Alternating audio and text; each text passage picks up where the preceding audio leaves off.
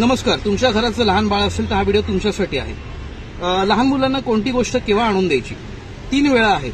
पहिली वेळ असते की कोणतीही गोष्ट न मागता आणून देणं. म्हणजे होतं काय माहितीये का, तुम्हाला एक उदाहरण देतो. माझी वाईफ मार्केटला जाते, तर एखादी गोष्ट तिला आवडते, मे बी सायकल आवडली, मे बी अजून काही खेळणं आवडली, एखादी बंदूक आवडली, म्हणून ती बाळासाठी घेऊन येते. पण मी जे नोटीस केलंय ना, की 1 तास 1.5 तास बाळ त्या गोष्टीबरोबर खेळतं आणि नंतर त्या गोष्टीकडे बघत सुद्धा नाही. म्हणजेच काय झालं की ती गोष्टीची त्याला गरज नव्हती आणि माझ्या बायकोने आणून दिलं म्हणून त्या गोष्टीची किंमत त्याला राहिली नाही, आणि न मागता आणून दिली म्हणून आमची पण त्याला किंमत त्यातनं कळलेली नाही.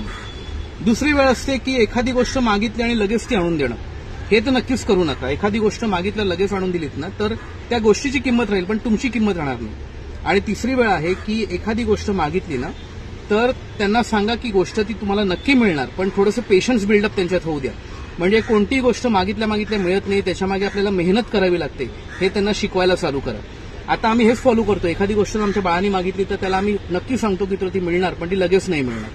ह्याच्याने होतं काय माहितीये का, हा माझा विचार बघा तुम्हाला पटतोय का?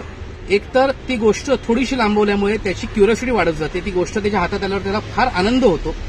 आणि दुसरं म्हणजे की ती गोष्ट आणण्यासाठी आपल्या आईबाबांनी मेहनत केली, हे जेव्हा बाळ आपलं बघतं तेव्हा त्याला मेहनतीची किंमत कळायला लागते आणि आपल्या आईबाबांची पण किंमत कळायला लागते.